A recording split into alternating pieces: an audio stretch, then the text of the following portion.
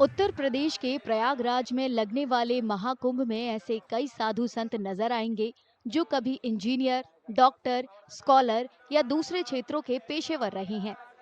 आध्यात्मिक जीवन शुरू करने से पहले ये अपने अपने फील्ड में समाज के लिए योगदान दे रहे थे।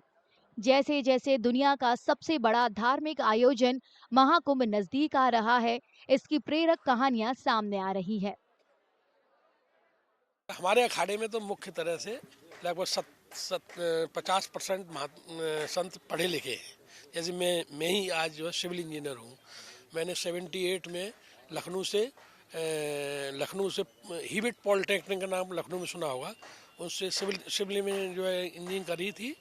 और 2 साल की सर्विस करने के बाद मेरा मन नहीं लगा सर्विस में। उसके बाद मैं 80 में अपने अखाड़े में शामिल हो गया था, 2 साल की सर्विस करने के बाद। I work with almost all the major multinational companies like ACC, Birla, Khajaria, Dalmia, Khajaria, ACC Concrete and all.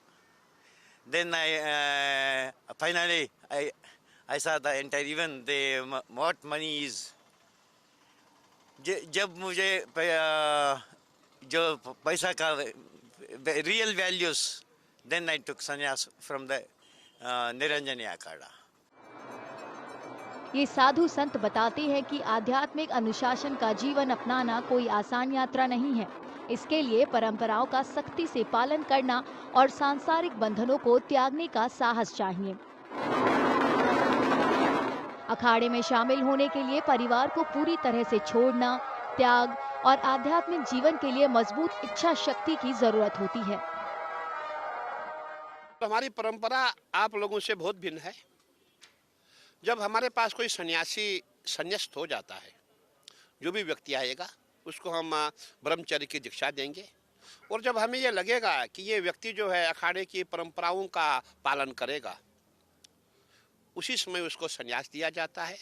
संन्यास्त होने के पश्चात वो वापस घर नहीं जाएगा। हमारी परंपरा है वो वापस घर नहीं जाएगा और घर से संबंध नहीं रखेगा। तो जो उस परंपराओं का पालन कर पाता है वही अखाड़े के जो हमारे मुख्य पद होती है उसी को दिए जाते हैं। अलग अलग मठों में शामिल होने वाले कुछ लोगों का मानना है कि तपस्वी जीवन अपनाकर वह सामान्य व्यक्ति की तुलना में देश और दुनिया की ज्यादा अच्छे से सेवा कर सकते हैं। एक सन्यासी एजुकेटेड है, पढ़ा लिखा है, डॉक्टर है या इंजीनियर है, तो वो अपनी भौतिकता में रहते हुए जितनी देश की सेवा कर सकता है उससे कई गुनी ज़्यादा सन्यास की परंपरा में आने के बाद देश की सेवा कर सकता है। क्योंकि अगर वो गृहस्थ में रह के कार्य करता है तो गृहस्थ में रह करके कहीं ना कहीं उसको किसी ना किसी व्यक्ति से मोह ममता रहती है। हर 12 साल में आयोजित होने वाला महाकुंभ 13 जनवरी से शुरू होगा और 45 दिन के बाद 26 फरवरी को खत्म होगा।